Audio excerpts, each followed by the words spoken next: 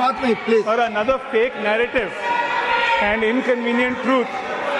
ये विष क्यों लग रहा है आपको विषय? Or another fake narrative and inconvenient truth जो मैं रेज करना चाहूंगा, जो कुछ ही दिन पहले इनफैक्ट हमारे इंडिया अलायंस के गठबंधन साथी जो जम्मू और कश्मीर के मुख्यमंत्री हैं, तत्कालीन मुख्यमंत्री हैं, is the issue which I don't think anyone has raised today, the issue of electronic voting machines. जब चुनाव जीतते हैं कुछ लोग तो ईवीएम्स का स्वागत करते हैं, जब चुनाव हारते हैं तो ईवीएम में कुछ गड़बड़ है। और sir, I have fought. Please आपस में बात न करें। मिलिंद जी आप बोले, मिलिंद जी आप बोले। Sir, I have fought today five elections.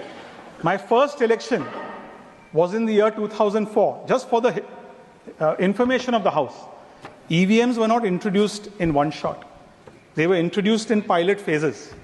2004 was the first Lok Sabha election where every parliament constituency in the country had EVMs as a means of electing their candidates.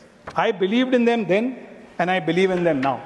And I'm willing to say today that if there's any iota of evidence, credible evidence, that EVMs can be hacked, I'll be the first one to fight for better systems. But आज कुछ लोग जो कह रहे हैं कि EVMs को हटाइए और EVMs के बजाय पेपर बैलेट्स लाइए, मैं उनको कहना चाहता हूं कि पेपर बैलेट्स भी कोई परफेक्ट सोल्यूशन नहीं है।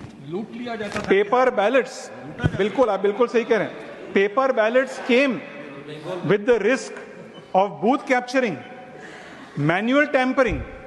Today, in a day when we are talking about environmental preservation, how many trees do we have to cut for paper ballots?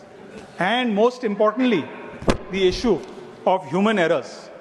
Sir, Election Commission of India ने 2017 में, I think उन्होंने एक राष्ट्रीय स्तर पर एक EVM हैकाथॉन कार्यक्रम आयोजित किया था।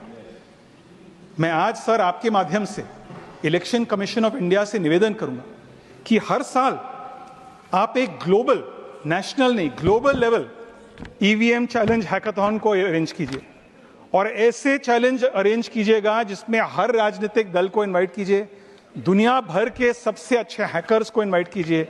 Late them try to hack the machines that they claim are hackable, but if they are unable to hack the machines, then with grace, let us all accept one inconvenient truth, that blaming EVMs was only an excuse because there was no inner party democracy and inner party transparency in the party.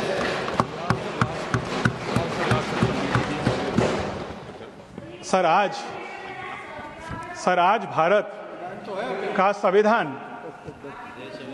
विश्व के लिए एक प्रकाश स्तंभ, एक light house, एक beacon है।